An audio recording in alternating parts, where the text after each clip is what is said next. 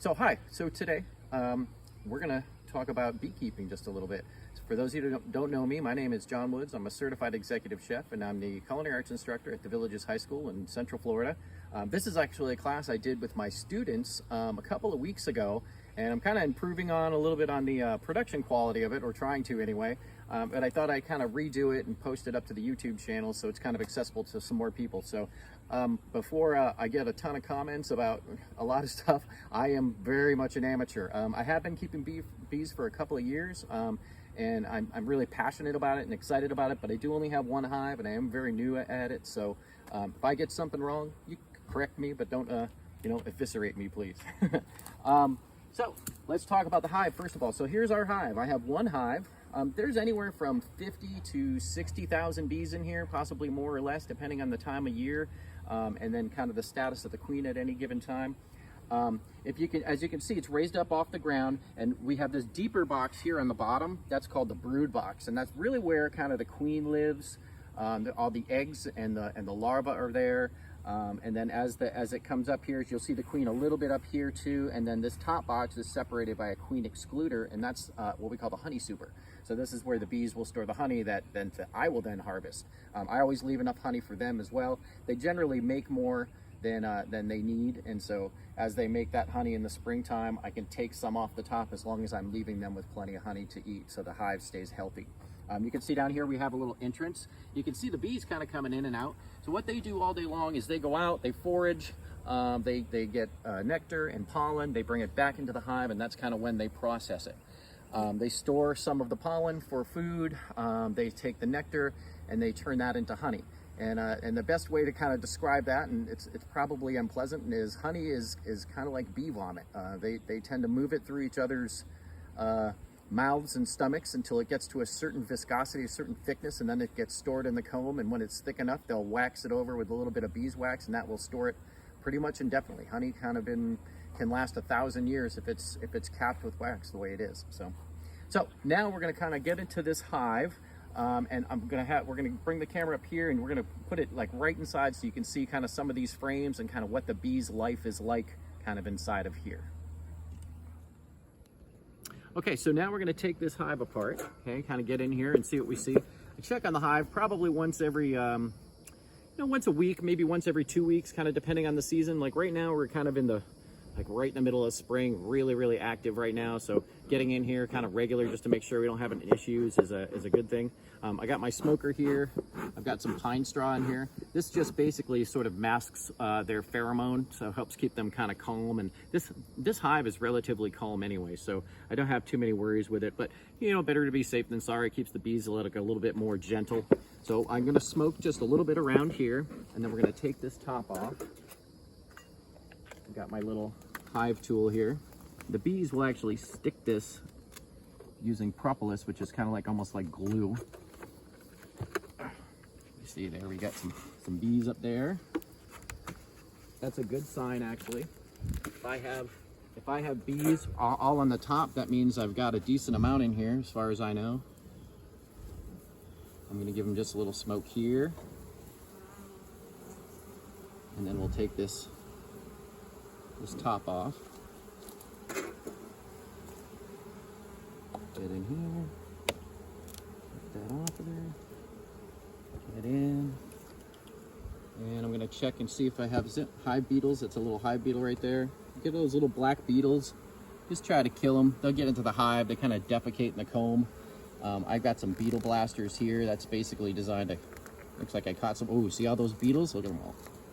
Yeah, they're all right there. The bees chase them up here.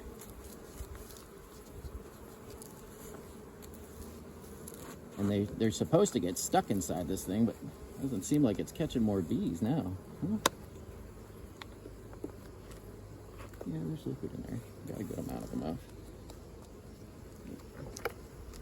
Usually if you got a pretty good strong hive beetles aren't going to cause you too much trouble. Here in Florida, I feel like I see a lot of them. When I watch some videos from other parts of the country, they don't have nearly the same kind of issue with hive beetles. But from what some of my research suggests is that if a hive beetle defecates into the comb, the queen won't lay an egg in that spot. And so they can, if you have a lot of them, eventually your queen will run out of space because she will be hesitant to want to put an egg where a hive beetle is defecated, as far as I understand that. So I'm going to look really quick now. It looks like I got a decent amount of honey here. I'm not quite full. I'm still building out comb back here, but I've got a couple of mostly full frames. I'm going to show you that, and then we'll get down deeper in the hive. So this is the honey super where I would harvest honey. So you see that capped stuff right there? That's all honey. That clear wax kind of right on top, this white right here, that's all capped honey. I could dig into that right now, and you'd see there'd be honey right there on that. Oh, can't do it through the screen, but you get the idea, right? See right here where it's all very liquid? That's nectar that hasn't been capped yet. It's not quite full enough, but you see the bees got their faces in there. So basically they're probably eating and regurgitating at this point. And then once it gets thick enough, they'll cap it just like this, and then I'll have full frames capped. So it looks like the next one is mostly full, and I'm not going to take any more out of here. I don't want to disturb them too much. We're going to actually pull this top box off so you can see down into the hive. We'll see if we can find some larvae and some eggs to look at. I'm going to give a little more smoke here just prior to doing that. This box will be actually pretty heavy. When it gets full of honey, it weighs, I don't know, anywhere from 40, 50 pounds, maybe 60 pounds even, depending on how full it is. Lift this off.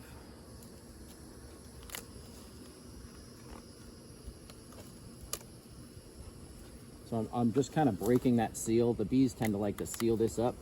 It's kind of a safety thing. Keeps water out, keeps pests out.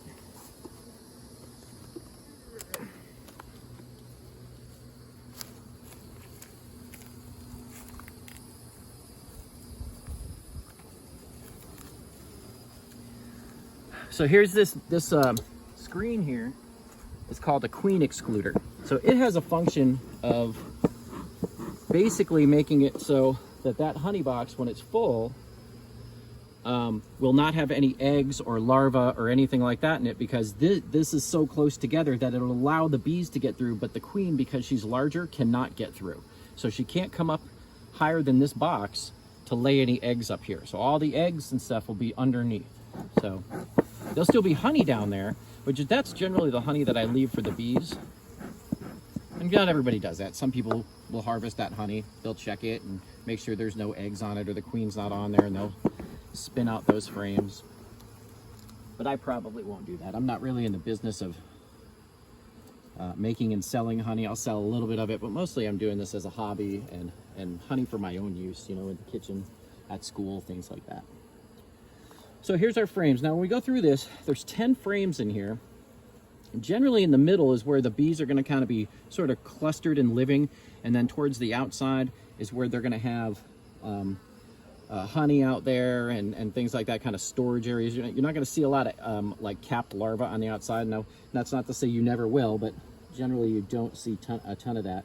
So what we try to do is we start here and we'll remove one frame, and that way we can sort of protect the bees and the queen from kind of killing them or mashing them up together. So you can see this frame has kind of got a little bit of honey on it, but this other side is basically empty. It's just building out a little bit of comb. They're building that wax out a little bit. So that's what your outside frames will usually kind of look like. I'm going to set this one right here next to me so I remember that it's the first one to go back in, or the last one to go back in generally. So now what I can do is I can just generally kind of move these over. And then I create a little more space in here. Can lift these up and look inside. See, we got some honey going there. Yeah, doesn't look like the queen is laying a whole lot. I don't know, there's a couple of capped areas there. That might be left over from before. As we get to the center, we should see a little bit more queen activity. Got some nice comb built out there. And we're stuck just a little bit right here. There we go.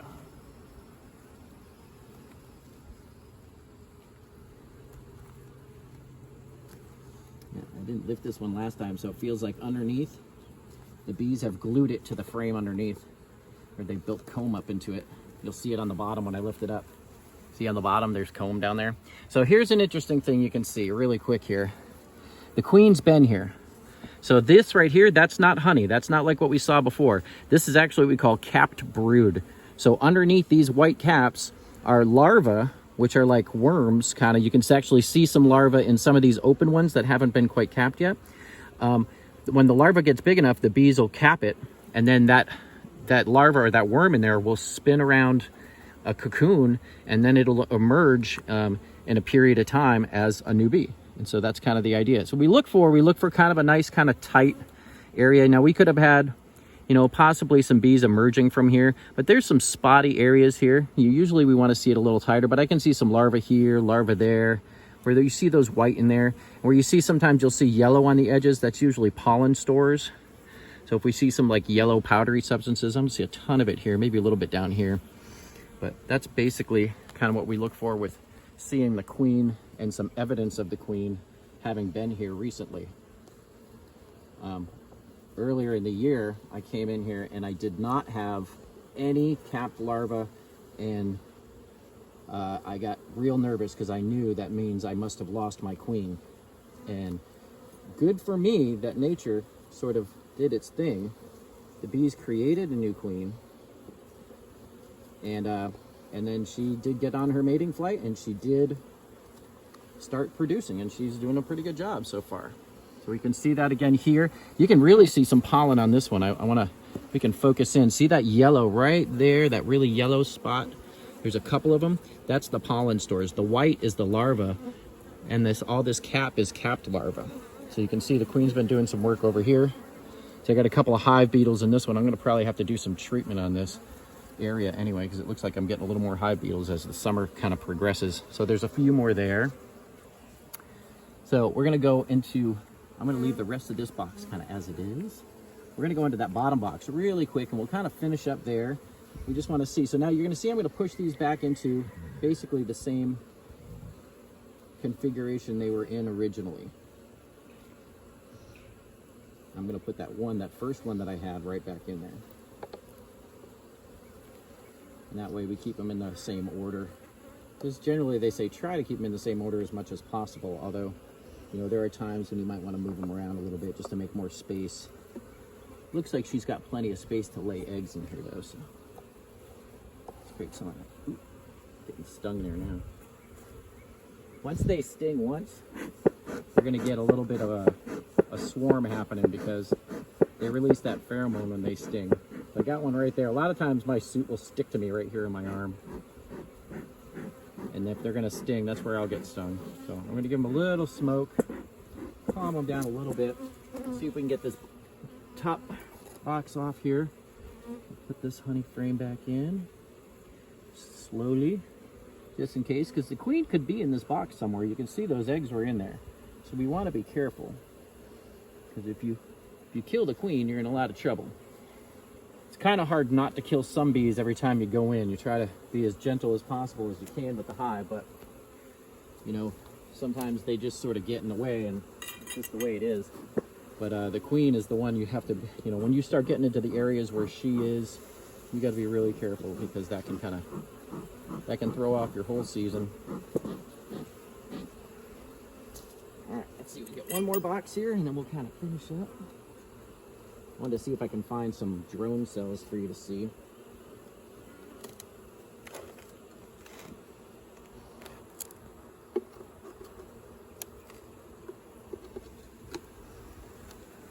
I haven't gotten to this bottom box in a while, and I can feel it's pretty well stuck. It's probably been a month or so. The last time I got in here, I was just looking for honey and watch out. I feel those frames are kind of stuck to the bottom.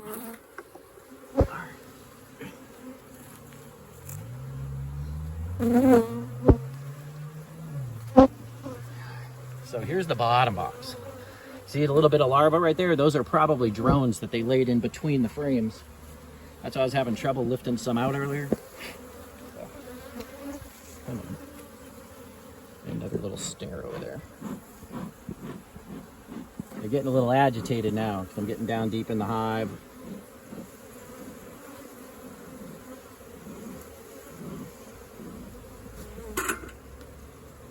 clean up some of these frames just a little bit.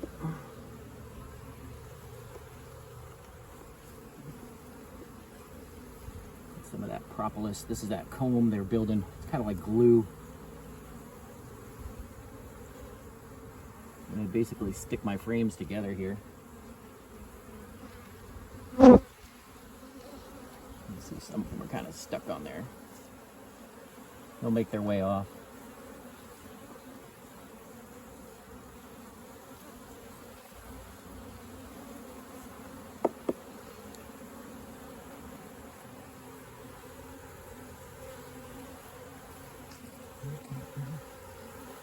Come on.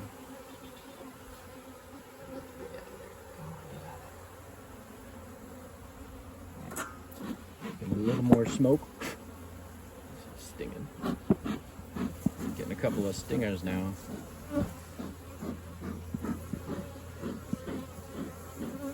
I just want to have a look at one or two little frames down here just to make sure everything's in pretty good shape.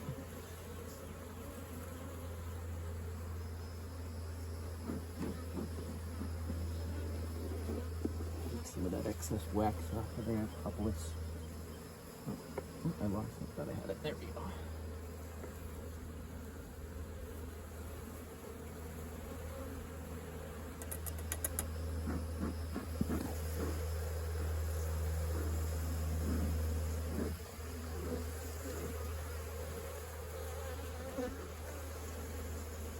All right, that'll suffice for now.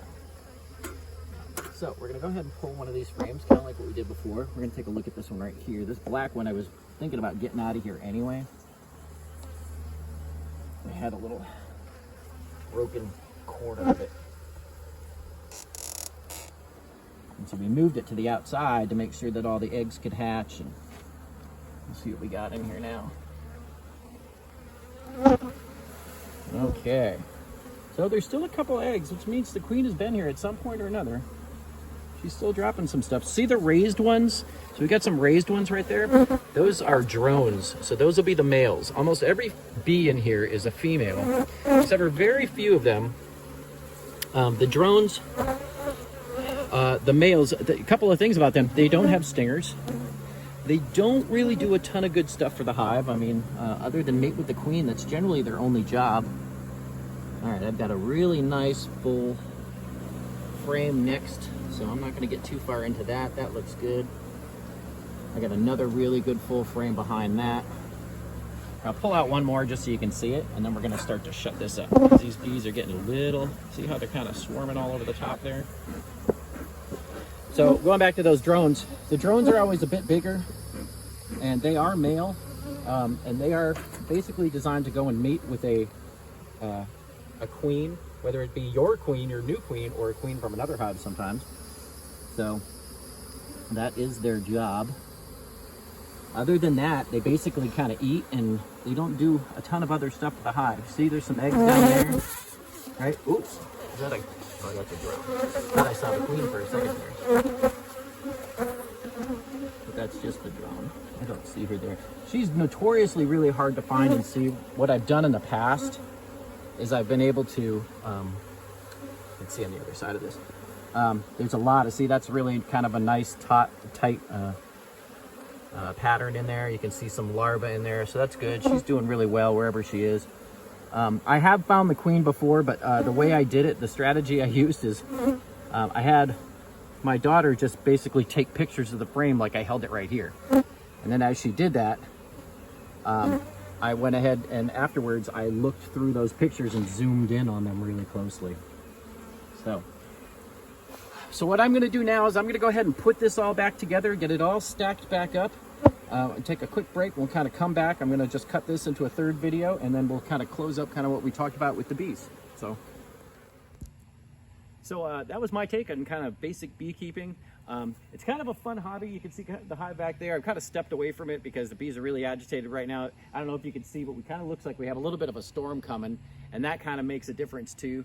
They're going to get a little more agitated, especially since the hive was open. If they can sense a storm coming, obviously that puts them a little bit on alert. I got a couple of stings here, and you know, that's not a, you know, out of the ordinary thing, but this is generally a gentle hive that doesn't sting. But I had to step away from a little bit. I got it all put back together just like you saw it in the beginning.